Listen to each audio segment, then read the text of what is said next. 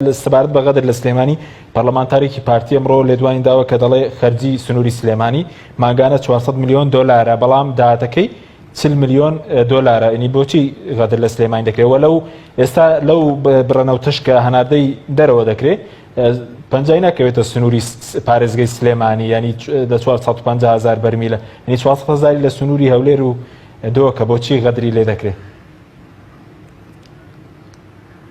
دەیەم عادلەیەگەر بەو شێوە تەعامل لەگەڵ بکەین فەرمو باغازەکەی کۆرمۆر شتا بگرین بۆی کارەبای هەموو هەرێمی کوردستان بکوژێتەوە.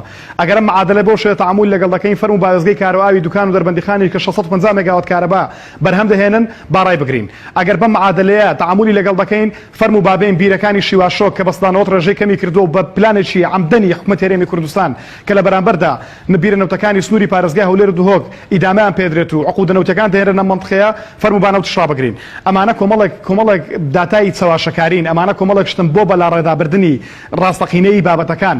ئەگەر متابعی ئەم وردەکاریانە بکەین کاک حەچیم سەیری پارێزگای سلێمانی بکە کە لەو بودجێەوە بەرهێنان دوایەوەی کە ساڵ 2013 بودجە نەماوە 2014 بودجە 300 تەطبیق کراوە. پارێزگای سلێمانی کە 18 ملیاری لە بەغداوە بواتوە حکومەتی هەرێم 9 ملیاری بۆ سەرف کردووە.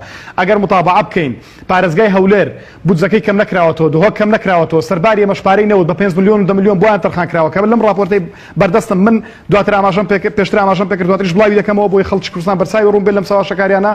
بەڵام لە هەرێمی کوردستان لە سلێمانی ئەمە نەکراوە. لە کاتێکدا کە داهاتی سلێمانی بە ڕێژەی 36 بردراوە، بودجەی سلێمانی بە 36 بردراوە، داهاتی هەولێر تۆک لە پارەی دووبارە پارەیان خراوەتەوە سەر.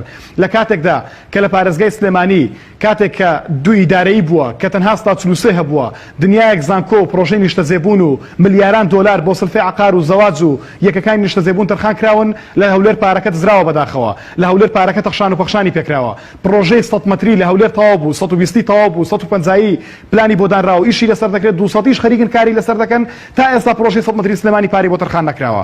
ئەمانە جیاکارین لە کاتێکدا ئەمانە کۆی ئەمانەش لەسەر چی کراون؟ لەسەر بودجەی گشتی حکومەتی هەرێمی کوردستان کراون. زانکۆکانی سلێمانی زانکۆهۆلیەکان لەسەر ئەساسی کەرتی تایبەت دروست کراون. زانکۆی دوهۆک لە هەولێر 30 میلیۆن دۆلاری بە تەمویلی حکومەتی هەرێمی کوردستان بۆ تەرخان کراوە. ئەمانە کۆمەڵێک نەعەدالەتن کە باس دەکەین بە ژمارە حسابی 702 حکومەتی هەرێمی کوردستان بۆی ناردووە. ئەمە نەعەدالەتیە.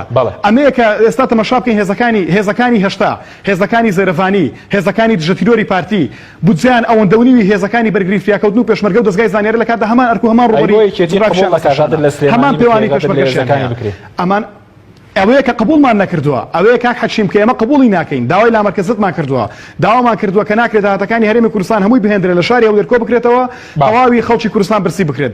ئێمە پێمان وایە ئەو معاناتانەی کە هەیە لە کوردستان خەڵکی دووەکی شێتی، خەڵکی سۆرانی شێتی، خەڵکی زاخۆ ئاکرێ شێتی و خەڵکی کەلار و ڕاپەڕین و سلێمانی و هەڵەبجە و دەوروبەریشی هەیەە.